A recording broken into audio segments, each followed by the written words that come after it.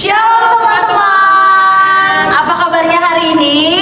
Luar biasa pastinya Kak. Bener banget Kak.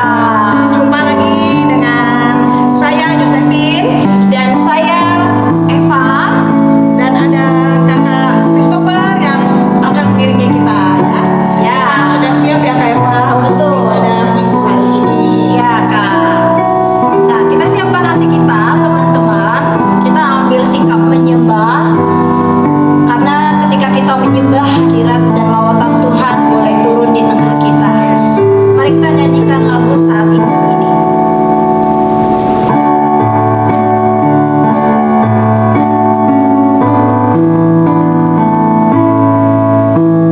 Saat ini, saat indah, ku memuji dan menyembah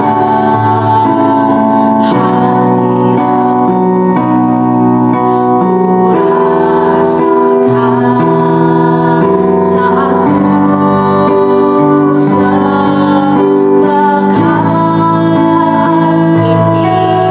saat ini, saat Tuhan Kau curahkan urapan-Mu, hadirat-Mu. Ku rasakan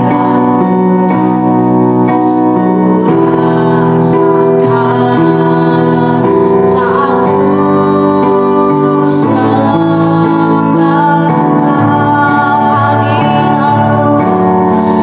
hadirat-Mu, ku rasakan saat ini, saat ini urapan-Mu, ku rasakan saat aku menyembah Kau Tuhan. Hadirat-Mu, ku rasakan saat ini, saat ini urapan-Mu, ku rasakan saat aku menyembah Kau Tuhan. Saat aku menyembah Kau Tuhan, saat aku menyembah Kau Tuhan.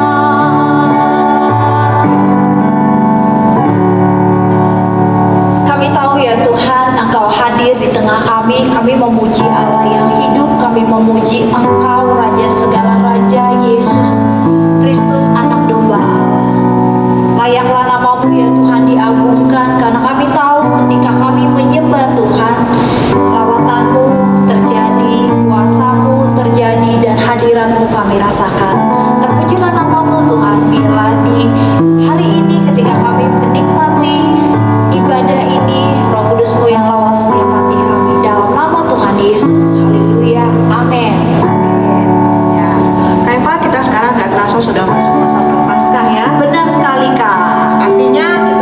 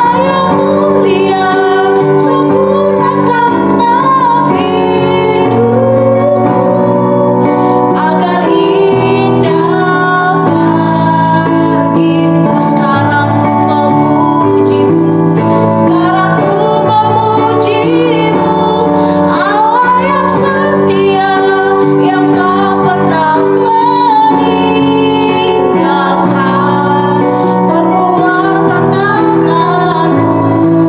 Sekarang ku menyembahmu, Allah yang mulia, sempurnakan segenap hidupku, agar indah bagimu, agar indah bagimu, agar indah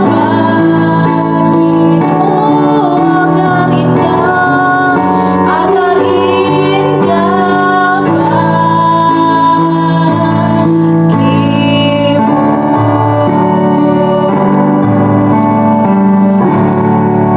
Shalom semua, apa kabarnya hari ini? Ya, puji Tuhan semua baik ya, luar biasa, amin. Ya, kita mau dengarkan firman Tuhan, tiba saatnya. Sebelumnya kita sama-sama berdoa dulu ya. Tuhan Yesus, kami mengucap syukur kalau pada siang ini kami boleh ibadah online lagi ya Bapa. Mari Tuhan urapi kami, pimpin kami ya Roh Kudus. Berikan kami hikmat untuk kami boleh mengerti akan firman-Mu, menjadi rema dalam kehidupan kami, dan kami boleh melakukannya Tuhan. Biarlah kuasa-Mu bekerja di tengah-tengah kami Tuhan. Walaupun kami berbeda tempat, tapi kami percaya Tuhan hadir di tengah-tengah kami. Di dalam nama Yesus, amin. Nah, adik-adik, siapa di sini yang pernah merasakan takut yang sangat luar biasa? Ya, misalnya pas kita lagi sendiri di rumah, pas lagi malam-malam, kemudian pas lagi hujan besar, pas lagi ada petir sambung menyambung, tiba-tiba mati lampu. Ih, pasti takut ya, seram. Mungkin ada yang teriak, "Mama!" gitu. Ya mamanya nggak ada, orang lagi sendiri, siapa yang dengar? Kecuali kita panggil Tuhan, Tuhan pasti dengar. Nah, adik-adik takut, boleh nggak kita takut? Nggak boleh ya. Kenapa? Karena kalau kita takut itu akan mendatangkan hukuman. Kok bisa ya? Yuk kita baca dulu firman Tuhan ya. Nanti kita simak baik-baik. Kita ambil dari Bilangan 13 ayat 25 sampai 33. Ayo ditunggu ya, ambil Alkitabnya. Kita sama baca-baca. Kita bacanya sama-sama ya, jangan dalam hati ya. Sesudah lewat 40 hari, pulanglah mereka dari pengintaian negeri itu, dan langsung datang kepada Musa, Harun, dan segenap umat Israel di Kades, di padang gurun Paran. Mereka membawa pulang kabar kepada keduanya dan kepada segenap umat itu, dan memperlihatkan kepada sekaliannya hasil negeri itu. Mereka menceritakan kepadanya, "Kami sudah masuk ke negeri kemana kau suruh kami, dan memang negeri itu berlimpah-limpah susu dan madunya, dan inilah hasilnya. Hanya bangsa yang diam di negeri itu kuat-kuat, dan kota-kotanya berkubu dan sangat besar. Juga keturunan Enak telah kami lihat di sana. Orang Amalek diam di tanah Negeb, orang Het, orang Yebus, dan orang Amori diam di pegunungan. Orang Kanaan diam sepanjang laut dan sepanjang tepi sungai Yordan." Kemudian Kaleb mencoba menenteramkan hati bangsa itu di hadapan Musa. Katanya, "Tidak, kita akan maju dan menduduki negeri itu, sebab kita pasti akan mengalahkannya." Tetapi orang-orang yang pergi ke sana bersama-sama dengan dia berkata, "Kita tidak dapat maju menyerang bangsa itu karena mereka lebih kuat daripada kita." Juga mereka menyampaikan kepada orang Israel kabar busuk tentang negeri yang diintai mereka, dengan berkata, "Negeri yang telah kami lalui untuk diintai adalah suatu negeri yang memakan penduduknya, dan semua orang yang kami lihat di sana adalah orang-orang yang tinggi-tinggi perawakannya. Juga kami lihat di sana orang-orang raksasa, orang Enak yang berasal dari orang-orang raksasa, dan kami lihat di diri kami seperti belalang, dan demikian juga mereka terhadap kami. Nah, adik-adik ya, pada waktu itu ya Israel baru keluar dari tanah Mesir ya. Waktu di tanah Mesir mereka menjadi budak ya. Tuhan menjanjikan mereka akan dibawa ke suatu negeri yang sangat subur. Mereka nanti akan makmur di sana ya. Nah, tiba waktunya setelah mereka berbuat apa yang sebelum-sebelumnya ya, tibalah pokoknya waktunya mereka akan dibawa ke negeri yang sudah dijanjikan oleh Tuhan. Nah, sebelum mereka dibawa ya, karena mereka kan harus menguasai negeri itu ya, berarti mereka harus pandai ya, dan seperti orang yang mau strategi perang ya, jadi harus mengintai dulu ya. Firman Tuhan datang kepada Musa, waktu itu kan pemimpinnya Musa dan kakaknya Harun ya. Firman Tuhan datang kepada Musa, katanya pilih 12 orang ya dari suku Israel, karena Israel ada 12 suku ya, mewakili satu orang satu suku ya. Pergi mereka ke tanah Negeb, lalu naik ke atas gunung untuk mengintai tanah Kanaan ya. Setelah dipilih akhirnya mereka ke sana ya. Waktu mereka sampai di sana dilihat ya, kalau orang-orang di sana tuh besar-besar ya. Musa sebelumnya berpesan kepada mereka ya, pesannya nanti kalau sampai di sana ya, kalian harus lihat situasi di sana ya, apakah nanti tanahnya subur, kurus atau gemuk, orang-orangnya seperti apa ya, situasinya bagaimana, apakah ada kubunya ya atau agak bebas ya. Tetapi waktu mereka perhatikan itu semua ya, 12 suku ini, yang 10 orang merasa ketakutan karena waktu dilihat mereka besar-besar ya, besar-besar, tinggi mereka itu kira-kira 200 meter. Kalau tanahnya subur berarti mereka tuh ya makannya banyak, berarti gagah-gagah kali ya. Sementara kan kalau orang Israel kan baru dari perbudakan ya, mereka mungkin kecil-kecil ya, ada yang besar kalau dibandingkan dengan orang-orang yang makmur ya. Nah, mereka besar-besar, tinggi-tinggi ya, sampai jari mereka pun dan kaki dan tangannya ada 6. Kalau kita ada berapa? 5 ya. Ya, kaki tangan kita ada 5, mereka ada 6 ya. Tapi sayur-sayurnya itu segar-segar hasil tanah mereka, buahnya besar-besar, terlebih lagi di sana banyak madu dan susu ya. Kalau anggurnya besar-besar dan lain sebagainya, aduh, ada susu dan madu pasti kesukaan ini ya anak-anak ya, makanan yang lezat itu ya. Nah, tapi mereka yang 10 orang ini ketakutan, tetapi yang 2 orang ini, siapa namanya, Kaleb dan Yosua, mereka melihatnya positif.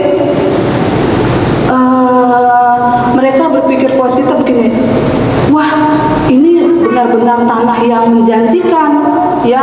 Mereka tidak ada rasa takut, karena apa?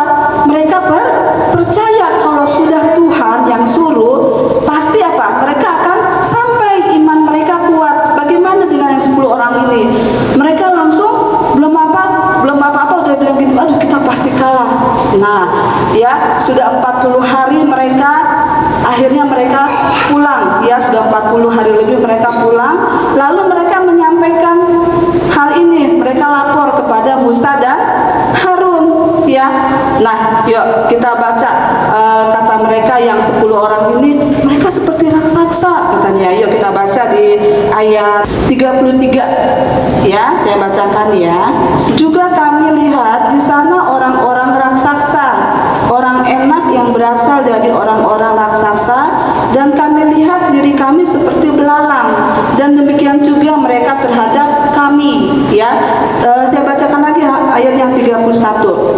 Tetapi orang-orang yang pergi ke sana bersama-sama dengan dia berkata, kita tidak dapat maju menyerang bangsa itu karena mereka lebih kuat daripada kita. Ya, yang 10 orang ini membeli laporan yang membuat bangsa Israel menjadi takut.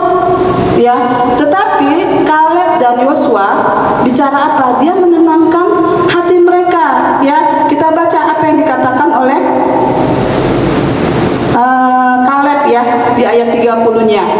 Kemudian Kaleb mencoba menenteramkan hati bangsa itu di hadapan Musa. Katanya, "Tidak, kita akan maju dan menduduki negeri itu, sebab kita pasti akan mengalahkannya." Nah, tetapi apa yang terjadi anak-anak ya? Yang 10 orang ini bercerita ke bangsa Israel ya, begini, membuat mereka ketakutan. Akhirnya apa? Bangsa Israel benar-benar ketakutan. Ya, yang 2 orang ini Kaleb dan Yosua kalah. Sudah berusaha untuk menenteramkan bangsa Israel. Akhirnya apa? Mereka marah, ya. Bahkan marah sama Tuhan. Kalau memang begitu kita mati melawan orang Kanaan, lebih baik kenapa kita kembali ke Kanaan? Kenapa kita harus kembali ke Mesir? Kenapa kita harus ke Kanaan kalau memang harus mati di sana? Ya. Nah, adik-adik, Tuhan sedih, ya. Tuhan kan sudah janji, ya. Tuhan sudah buat mujizat kepada mereka, ya. Jalan di tengah laut, ya. Kemudian waktu di Mesir ada 10 mujizat, tapi mereka masih tidak percaya akan kuasa Tuhan, ya. Dan akhirnya apa? Tuhan marah, mereka mendapat hukuman. Apa hukumannya? Akhirnya apa? Mereka yang 10 orang ini tidak dapat masuk ke tanah Kanaan. Hanya Kaleb dan Yosua dan orang yang di bawah umur 20 tahun. Ini adalah hukuman karena ketakutan dari mereka, ya. Yuk, kita ada ayat hafalan nih, ya. Tadi ayat hafalannya yang diambil dari 1 Yohanes 4 ayat 18. Yuk sama-sama kita buka ya. Di dalam kasih tidak ada ketakutan. Kasih yang sempurna melenyapkan ketakutan, sebab ketakutan mengandung hukuman. Dan barang siapa takut, ia tidak sempurna di dalam kasih. Ya, ini ayat hafalan kita minggu ini, ya. Jadi anak Tuhan boleh nggak takut? Tidak boleh. Kalau takut kita akan mendapat hukuman. Takut itu berarti kurang percaya kepada Yesus. Itu termasuk dosa, ya. Anak Tuhan harus berani, ya, berani bersaksi, berani menceritakan tentang Tuhan Yesus, ya, memuliakan Tuhan, ya. Nah, siapa di sini yang suka takut? Ya, nah setelah mendengar firman Tuhan, ya, kita janji tidak boleh takut karena Tuhan selalu menyertai kita. Kita percaya loh, Tuhan itu sanggup melakukan apapun. Dia yang selalu ada bersama kita dimanapun berada, kemanapun kita pergi, ya. Nah, sampai di sini firman Tuhan, ya. Sebelumnya ada pertanyaan, ya. Bentar ya, pertanyaannya gampang kok ya. Yang pertama, kirim video ayat hafalan yang dari 1 Yohanes tadi ya. Jadi nanti videonya bukan baca kitab, namanya juga ayat hafalan, berarti sudah hafal, ya. Yang kedua, siapa saja yang dapat masuk tanah perjanjian Kanaan? Siapa saja yang dapat masuk tanah perjanjian? Yang ketiga, kenapa hanya mereka yang boleh masuk? Ya. Kemudian yang keempat, Yosua dan Kaleb dari suku mana? Tadi kan ada 12 suku Israel ya. Satu suku mewakili, ya. Nah, kemudian apa hukuman yang Tuhan Tuhan berikan kepada bangsa Israel karena ketidakpercayaan atau ketakutan mereka dengan cerita-cerita tadi, ya. Nah, Ibu tambahkan hukuman mereka, ya, karena mereka Tuhan bilang mereka 40 hari mengintai. Hukumannya 40 tahun mereka di padang gurun, ya, baru mereka bisa masuk ke tanah Kanaan, ya. Jadi tidak boleh takut. Puji Tuhan. Yuk kita sama-sama berdoa, ya. Kita tutup. Tuhan Yesus, terima kasih kami sudah mendengarkan firman Tuhan. Ajar kami Tuhan untuk kami tidak takut Tuhan, karena kami percaya Tuhan sanggup menolong kami, menyertai kami kemanapun kami berada. Tuhan, kami percaya kalau mulai hari ini Tuhan senantiasa menjaga dan menyertai kami. Beri kami keberanian Tuhan untuk kami memuliakan nama-Mu, menceritakan tentang Engkau, ya Bapa, kemanapun kami Tuhan, juga untuk teman-teman kami, ya Bapa. Terima kasih Tuhan, kami mengucap syukur di dalam nama Yesus Kristus. Amin. Ya teman-teman, tadi kita sudah dengarkan firman hari ini. Hari ini kita belajar tentang apa ya Kak Eva? Anak Tuhan tidak boleh takut. Tidak boleh takut. Maksudnya apa? Misalnya kalau hujan nggak boleh takut teriak-teriak, mama adik-adik gitu. Atau takut gimana ya Kak Eva? Nggak kayak gitu dong Kak, itu mah hal kecil banget. Nah, biasanya di anak kalangan segede-gede kita nih Kak, biasanya takut mengungkapkan atau menyatakan sebuah kebenaran. Oh, misalnya Kak. Ketika temannya nyuruh kamu, udah nggak usah kasih tahu orang tua. Nah, itu pilihan Kak, kita mau menyatakan kebenaran atau tidak. Nanti kalau kita menyatakan kebenaran, takut ditinggalin teman. Oh, diledekin ya Kak Eva ya. Betul. Jadi kita belajar berani mengungkapkan Kebenaran. Ya, pokoknya teman-teman di rumah tidak boleh pernah takut dengan apapun juga. Kalau Tuhan bersama kita, semuanya itu bisa kita lewati.